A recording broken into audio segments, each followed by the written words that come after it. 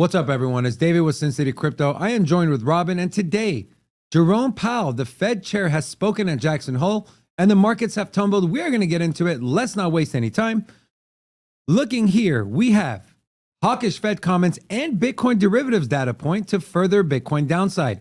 At Jackson Hole, Powell specifically mentioned that, quote, the historical record cautions strongly against prematurely loosening policy. What is he referring to? If you remember back in the late 70s, early 70s, late 70s, into the 80s, you had Arthur Burns, who started hiking interest rates, and then when he saw inflation come down, loosened up policy, and then we saw inflation run up all the way to 20%, which then afterwards, Paul Volcker came in the early 80s, and he ramped up the federal interest rate into the mid-teens, and that is how we finally got rid of inflation. So what Jerome Powell is insinuating here is that he is going to take the Paul Volcker route. And you can see how the markets reacted. The chart here is the Bitcoin 30-minute chart. And you can see we went all the way from $21,800 sitting at $20,700. Robin, is this bullish or is this bearish, holding this $20,700 support level? No, we're just testing it right now. We are going to be in the teens of Bitcoin. I know me and you do disagree on this, but I am of a belief that with the strong downturn in the overall global markets, the S&P 500, Dow Jones, NASDAQ, all of those taking significant losses today, they do close. The market closes here on Friday afternoon.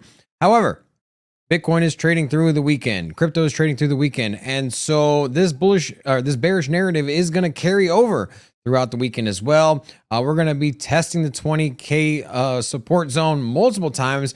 I do forecast that we're going to break underneath the 20K, 18,000 probably on the table. I don't know if we're going to go quite as low as 17 or below, but I'm telling you, I think 18 is on the table.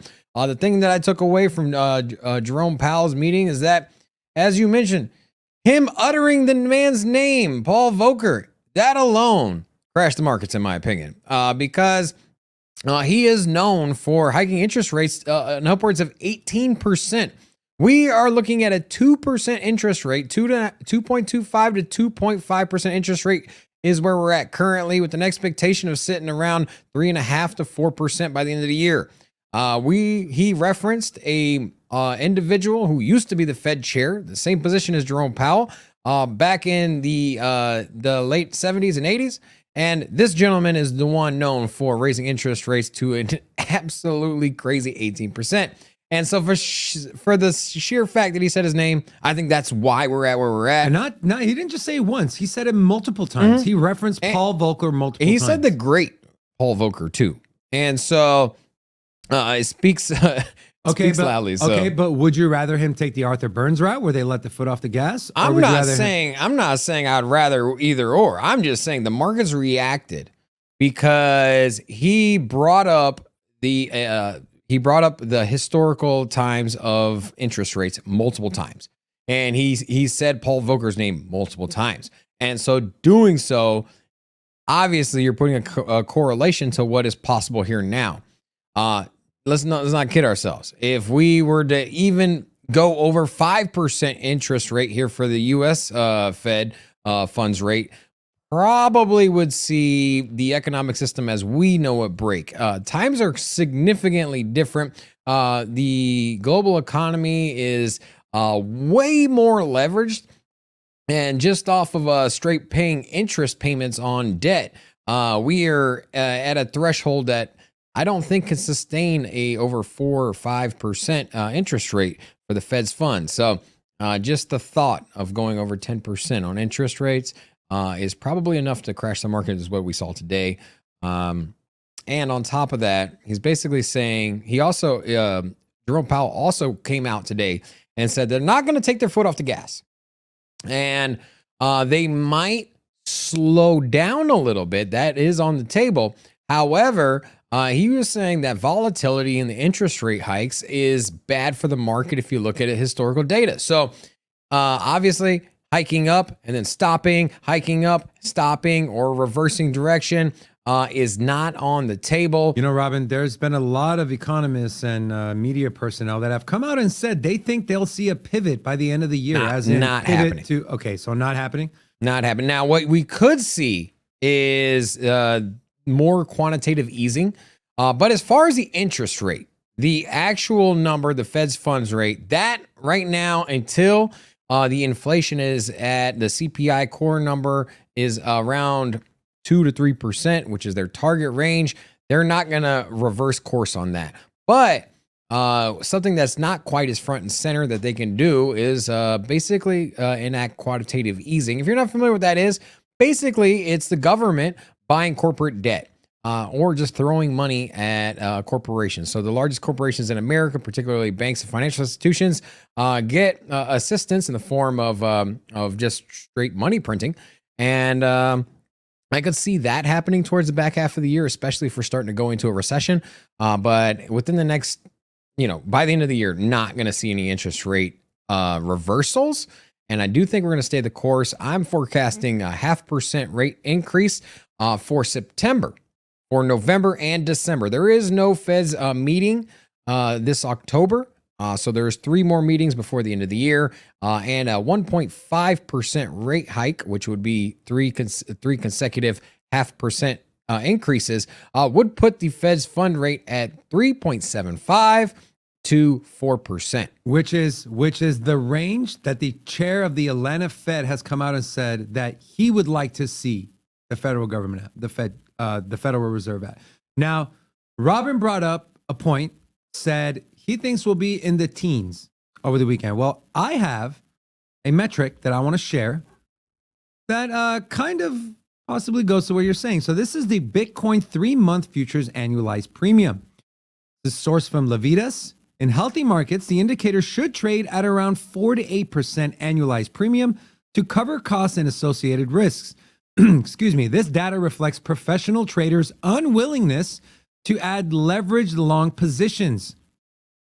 And you can see going back from August 19th, we hit a peak on the 21st, right below 2%, and we have been steadily declining since then. You can see towards the far right, today, August 26th, we are down under 0.5%. So the bulls are scared. Bull money isn't coming in. Long money is not coming in. Will we see margin calls? Will we see large liquidations over the weekend? Time will tell. Robin believes so. I don't believe so. Well, this is shaping up to fall right in line with the 4-year Bitcoin cycle. If you were to take the previous cycles, the last 2 in particular that have passed, and you were to put that onto this 4-year Bitcoin cycle, it would land somewhere in Q4 of this year, particularly in November. And if we do see a bottom come November, everything is pointing that direction. You have uncertainty in the global markets. You have the rising of the Fed interest rate. You have massive inflation abroad. You have consumer spending slowing. And right now, the only upside we have is a strong job market. Now, that could easily flip, which is another thing that Jerome Powell discussed, that he does not expect the strong market to stay afoot if they do keep increasing the interest rate hikes. He literally said families should expect some pain. And so dude came out here with a straight machete and a chainsaw with his scripted speech. And I think he knew what he was doing, and it's not good. One last thing I want to add here. The interest rate hikes do not play through the system for months. They raise interest rate hikes. The 30-year mortgages, credit card bills, they do have a supply, or they do have a cause and effect immediately. However, these numbers don't really play through the system until it goes through all of the economic sectors, including all the lending and trickling down to purchasing and quarterly profits. And so where we're at now in a recession, even though the government tries to argue that situation, we could see a lot further downturn in the global markets and in just economic situation, recession. Perhaps depression is on the table as well. And we'll end it with this, is we are in an economic situation we have not seen since the 70s.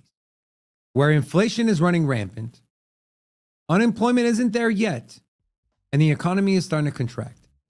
So the Federal Reserve and the government here in the US is in a position to where if they do one thing, it causes a negative effect on the other side. If they raise interest rates, it slows the economy down. If they try to boost the economy up, inflation gets higher and higher. I'll tell you this, it is not a position I would like to be in as far as being in the Fed Reserve, Fed chair. So with that being said, folks, thank you so much for tuning in. Make sure you check out Sin City Crypto. We do live shows Monday through Friday at 10:30 a.m. Pacific Standard Time. Enjoy your weekend. Until next Monday. Peace.